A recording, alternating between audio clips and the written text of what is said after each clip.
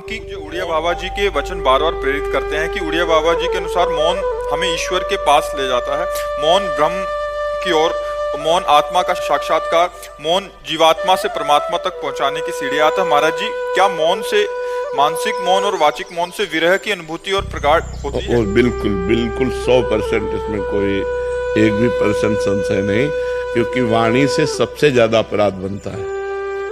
हंसी मजाक, झूठ बोलना, कई तरह की ऐसी बातें होती हैं जो हमारे वाणी से अपराध बन जाते हैं, और वाणी का बहुत बड़ा प्रभाव पड़ता है। अब जैसे हम वाणी से मौन हैं तो वो धीरे धीरे मन पर भी प्रभाव पड़ने लगता है। आप देखो कुछ दिन मौन जैसे आप हैं तो बोलने की जैसे तो एक उदासी छा जाएगी। अब बोल सकते नहीं तो फिर एकांत का मन करेगा कि हम किसी से मिले ना, किसी से जुले ना। पर जैसे या नौकरी है या अन्य साधनों में रत है और साधनरत है तो मतलब विचार मौन रहना चाहिए। विचार मौन ज्यादा उत्तम है। विचार मौन का मतलब है जैसे आप हमसे कोई बात पूछ रहे हैं, अब हम बार बार अब पूरी मनोशक्ति लग रही हो, आप समझ नहीं पा रहे, हम समझाना चाह रहे तो हमारे अंदर चिड़चिड़ापन आ जाएगा। अगर अत्यंत आवश्यक है तो हम बोल देते हैं, और अत्यंत आवश्यक नहीं है तो हम उत्तर नहीं देते। इसे विचार मौन कहते हैं। जो बोलेंगे सत्य बोलेंगे, मृदु बोलेंगे, हितकर बोलेंगे, नहीं तो मौन रहेंगे। साधक जो गृहस्थी में है उसे जड़ मौन ना लेकर विचार मौन उत्तम रहेगा, क्योंकि परिवार है, गृह कार्य है। अच्छा, संत वेश में क्या है कि अब हम आज से नहीं बोलना चाहते, तुम्हारे ऊपर किसी का अधिकार नहीं, आप हमें नहीं बुलवा सकते। लेकिन गृहस्थी में बहुत सी ऐसी बातें हैं जिनमें आपको बोलना ही पड़ेगा, तो उसमें विचार मौन ज्यादा उत्तम है।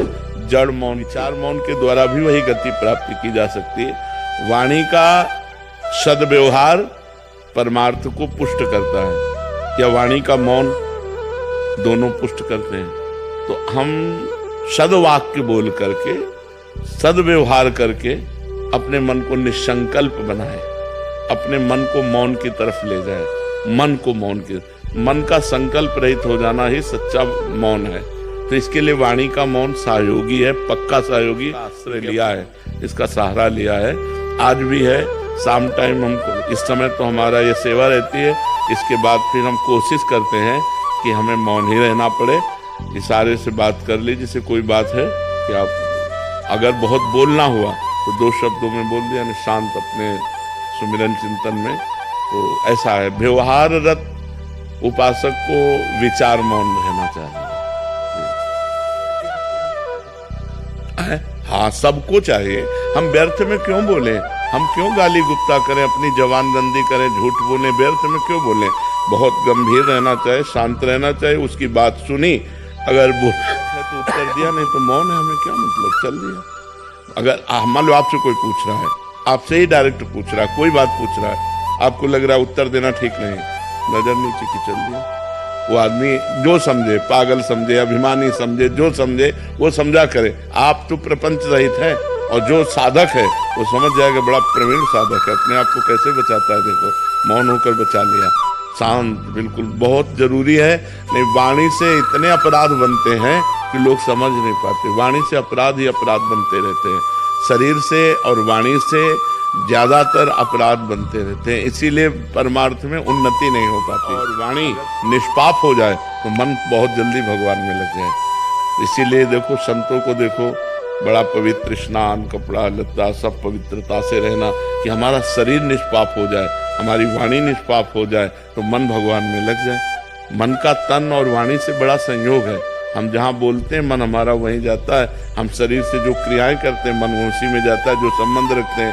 अगर हमारा देखो, तभी 3 की शरणागत कही गई, तन वांग मनो भी। शरीर, मन और वाणी, वांग, तनु वांग मनो भी, 3 का बहुत बड़ा योग है साधना में। तो हम शरीर वाणी को कम बोलने का अभ्यास रखें, दूसरे को ज्यादा बोलने दें, अपने बहुत सोच समझ के उत्तर दें, और भगवान का नाम स्मरण